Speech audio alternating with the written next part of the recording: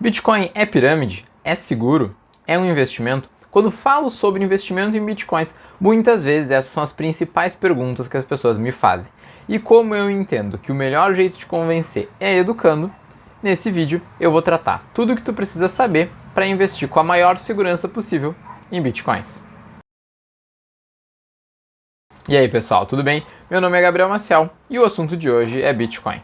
Já aviso, na descrição vai ficar um link para tu poder acessar o passo a passo que eu uso para comprar e guardar os meus Bitcoins. Vamos pro vídeo?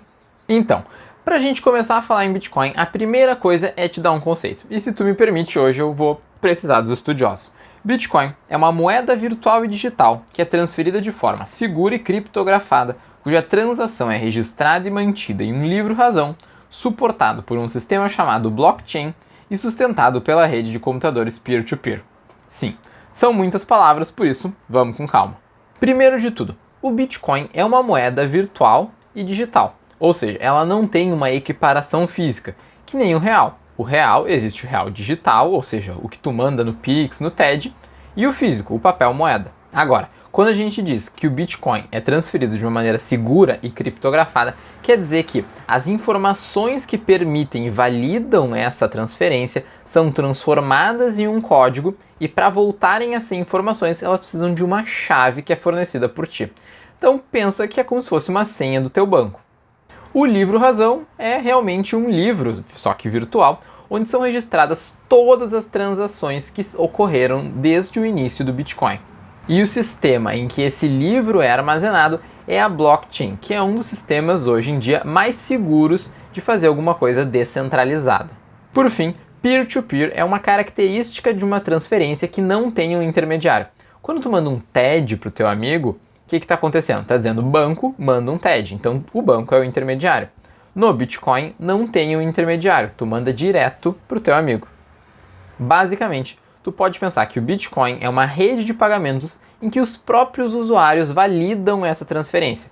Os usuários que fazem essa validação e que criam novos Bitcoins são chamados de mineradores. Eu sei que eu falei em mineradores, mas não vamos se adiantar. Primeiro deixa eu te explicar as finalidades do Bitcoin. E são basicamente duas. A primeira, como eu já te falei, é um método de pagamento sem burocracia, sem intermediários, sem impostos, enfim, livre. A segunda finalidade do Bitcoin, que possivelmente foi até o motivo que ela foi criada, é para criar uma moeda verdadeiramente escassa. Ou seja, no final do dia ela é uma reserva de valor ou um investimento. Mas deixa eu te explicar qual foi a ideia. Não sei se tu sabe, mas o nosso Banco Central pode imprimir milhões ou até bilhões de reais com um simples apertar de um botão.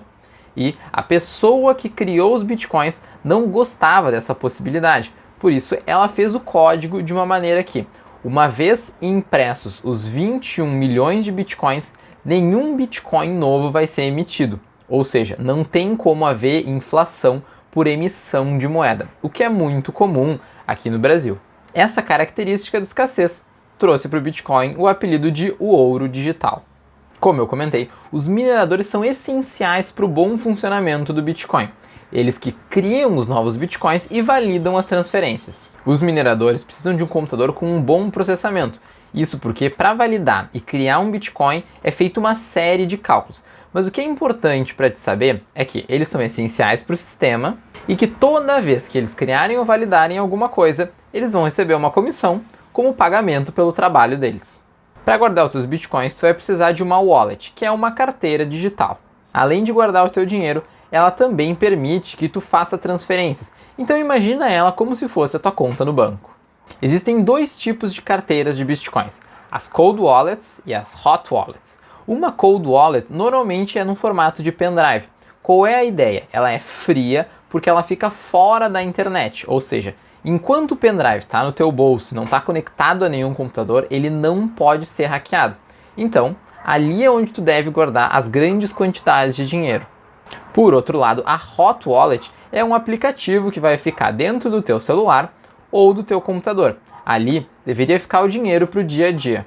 Isso porque elas são menos seguras que as Cold Wallet. Mas presta atenção, não é porque elas são menos seguras que elas são perigosas. Afinal, no teu celular e no teu computador, tu tem o app do banco ou acessa o Internet Banking. Por fim, o que tu precisa saber é que na hora que tu cria uma carteira, tu vai ganhar uma série de 12 a 24 palavras que vão ser as tuas palavras de recuperação. O objetivo dessas palavras é que caso tu perca o teu celular ou o pendrive quebre, tu consiga recuperar os teus bitcoins. Mas atenção, se tu perde as palavras e perde o aparelho, já era. Perdeu os bitcoins para sempre.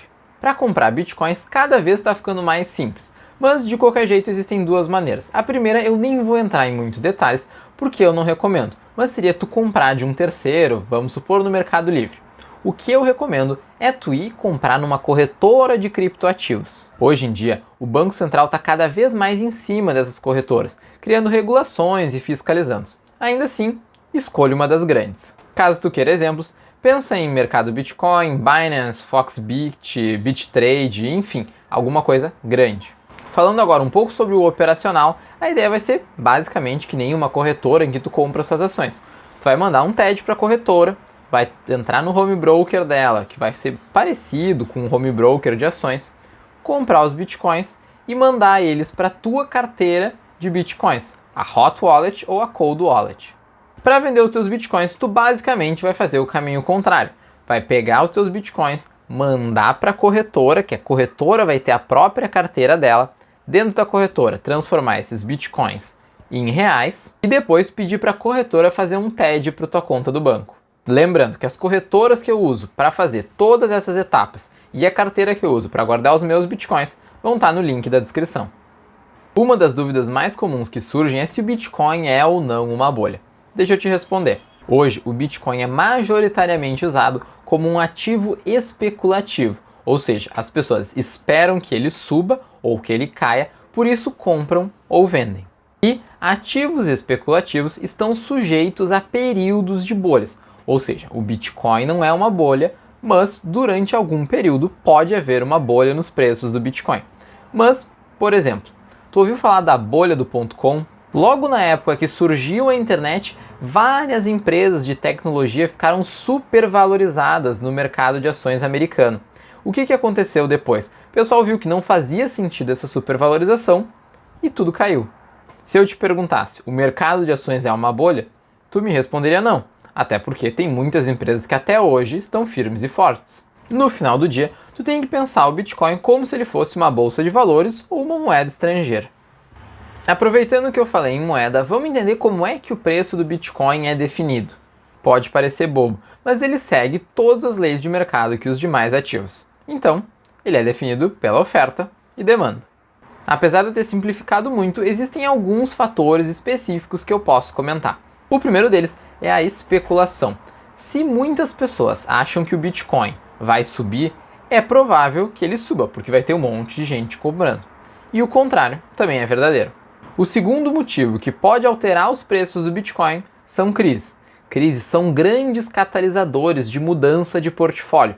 Ou seja, é muito comum tu sair de alguma coisa mais arriscada para algo menos arriscado. Mas lembra, risco depende do contexto. Um europeu pode achar que o Bitcoin é muito arriscado e voltar para a moeda dele, que é uma moeda forte. Por outro lado, o pessoal que está lá na Argentina ou, por exemplo, na Venezuela, faria muito sentido para eles saírem da moeda do país deles e irem para o Bitcoin, já que ainda que ele seja mais volátil, a moeda deles é muito pior. Outra coisa que pode chacoalhar o preço do Bitcoin é o investimento institucional. Isso é quando os grandes fundos e os grandes investidores começam a jogar dinheiro em cima do ativo. O grande negócio, quando isso acontece, é que ele tem um efeito duplo. Além de, óbvio, aumentar a demanda, isso traz confiança para os demais players do mercado de também investir, o que, por consequência, atrai mais dinheiro e assim vai indo. Aproveitando que falamos de confiança, esse é o próximo motivo que pode alterar os preços do Bitcoin. Quando a confiança diminui, a tendência é ele cair. Mas como que acontece isso? Quando tu vê na TV várias notícias de pirâmides, fraudes e problemas com essa moeda, é comum as pessoas deixarem de colocar dinheiro ou venderem o que têm. Por fim, o último motivo que vale a pena ressaltar que mexe bastante com o Bitcoin são as regulações. Se um governo decide proibir a venda, colocar muitos impostos ou muitas regulações, provavelmente alguma coisa vai acontecer no preço dele. Lembrando, todos esses fatores são apenas exemplos, a vida real é muito mais complexa. No Brasil, a gente ainda está engatinhando para regulamentar o Bitcoin, Mas até hoje, o que a Receita Federal decidiu é que ele é um ativo mobiliário, ou seja, um investimento. E se tu transacionar mais de 30 mil reais no prazo de um mês, tu precisa avisar a Receita que tu fez isso. Mas não te preocupa, vou deixar aqui na descrição o link que a Receita Federal ensina como tu tem que fazer essa declaração.